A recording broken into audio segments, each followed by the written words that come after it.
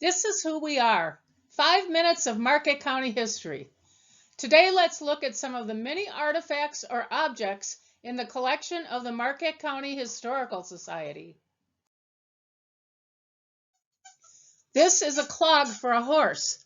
This one was made by hand by Sam McGuinn, who farmed in Buffalo Township. The horseshoe and iron strap were fashioned by a blacksmith in Endeavor. Clogs were commonly used.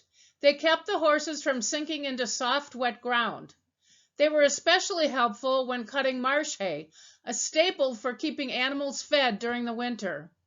Many farmers owned a strip of marshy land along rivers and streams just for cutting marsh hay. In 1873, a local paper reported that William Straight has fashioned large wooden shoes for his horses. He said they allowed him to use a mower on soft marsh where he used to have to cut by hand. This map shows land in the township of McCann that was used for marsh hay. From the clog artifact, we can learn about a blacksmith shop in Endeavor, how hay was cut in marshy land in Marquette County, and parcels on historic maps. Objects can also be a fun way for kids to learn about history. This is a permanent wave machine from the Westfield Beauty Shop from the 1930s. Women had their hair rolled up onto the rollers and electricity curled the hair. It's been a popular stop on the annual tour by fourth graders. Objects bring history to life, like for these fourth graders, learning about veterans of Marquette County in the museum at the Marquette County Historical Society. Board member Greg Smith leads a tour of the Veterans exhibit. This piece of hardtack is about 156 years old. It may look like a saltine cracker, but it was really a hard bread or biscuit made of flour, salt, and water. It was a typical part of the rations of Civil War soldiers. The soldiers called hardtack teeth dullers and used the butt of their rifles to break the biscuit into pieces. Then they'd often soak the pieces in coffee or soup or fry in bacon grease in order to make them edible. The hardtack was shipped to soldiers in the field in barrels and often became infested with bugs. One soldier said that the only meat they got was from the hardtack. This piece of hardtack was carried by William P. Fuller from Westfield. William survived the war. He was born in Rhode Island in 1842. In 1860, he lived in Newton. Then in 1870, the census shows him in Harris. He died in 1925 in Westfield. He enlisted in the 7th Wisconsin Infantry of February of 1864 and was discharged with a disability in September of 1864. His brother, Charles Fuller, also served in the war. William was a farmer, then a merchant or stationer. A stationer sold pens, paper, and other writing paraphernalia. He owned a stationery store in Westfield. In 1870, William was a barrier crosser during a smallpox epidemic in Westfield. Barrier crossers were people who had had the disease before and survived. They were considered immune, so allowed to cross the roadblocks set up around town. This piece of hardtack tells a story about settlers in Marquette County, the Civil War, epidemics, and how people survived them, and businesses in Westfield. It also teaches us about those who came before us. This clay pipe was found in the Montello River. American Indians first introduced smoking tobacco in clay pipes to the English in the 16th century. Then clay pipes began being produced in England and later in the colonies. This pipe was made in a mold and fired in a kiln. It probably was sold in stores in Montello and had a long stem. People snapped the stem off to get a fresh mouthpiece until it was too short to use. Then they'd throw the pipe out, often it seems, in the Fox or Montello rivers. They were sometimes called penny pipes because they sold for a few pennies. It's hard to know how old this pipe is. Clay pipes like this were made well into the 19th century and even into the 20th. It's likely that this pipe was used sometime in the 1850s to the 1900s, making it well over 100 years old.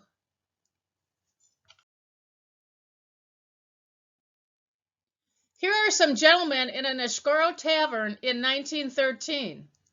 If you look closely, you can see the man on the right with a fur collar is holding a clay pipe.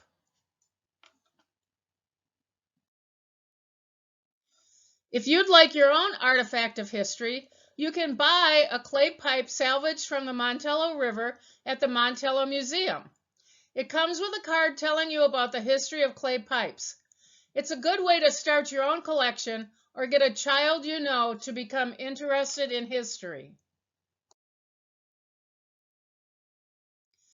This loom traveled around from family to family at one time in the mid-1800s.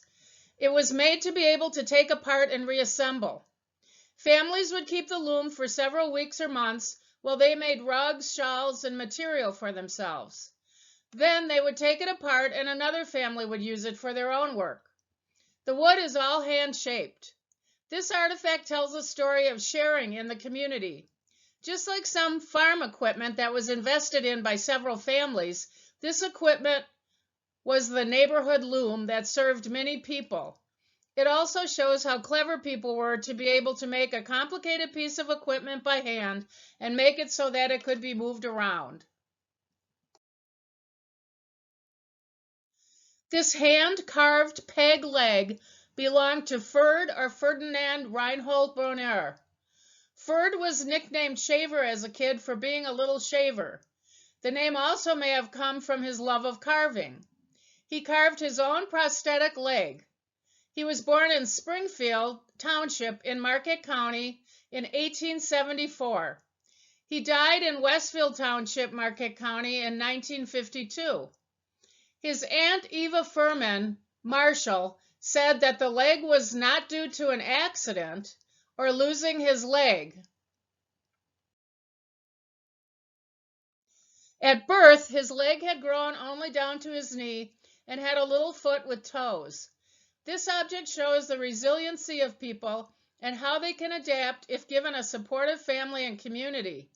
People with disabilities continue to thrive today, and their history is as important as everyone else's. Everyone has a story to tell. This bleeding tool probably dates to the 1700s. It was donated to the Historical Society by a Marquette County family who had it when they settled here generations ago. Bloodletting was thought to treat illness by releasing one of the humors and balancing the body. Humors were blood, bile, two kinds, and phlegm. Bloodletting was used into the 19th century. Leeches were used in the same way to draw blood from the body. Often, barbers did bloodletting, not doctors. That's where the red and white barber pole derives from. The red signifies blood and the white bandages. This object teaches how medical knowledge and treatment has changed over the years and how common objects like barber poles have fascinating histories. This is one of the most influential pieces of equipment in the dairy industry and home life on the farm. It's a de Laval cream separator, and it changed so much. Carl de Laval created the centrifugal force separator in Sweden, and by 1885 it was available throughout the United States. It made it possible for farmers to separate their cream from their milk on their own farms. Many older visitors to the Marquette County Historical Society view the de Laval separator in the museum and recall having to crank the handle when they were children. It was usually the children who were given that job. Once the separator was in homes, farmers collected their cream before delivering it to creameries, and by 1900, small creameries were being closed and being replaced by larger scale operations. This is a photo of the Budson skim milk plant. We don't have the name of the operator, but if you look closely, he's holding the vessel for a cream separator. The photo is labeled 1902. This was probably the first and only separator in the neighborhood, so farmers would bring their milk there to be separated. Soon after this, the separators were in many homes on many farms. This object or artifact is an important part of Marquette County history. It teaches us how technology changed lives, how businesses like creameries were once central to life here, and how families incorporated new technologies into their homes. This is who we are. Saving our history through artifacts brings it alive and helps us teach others about our past.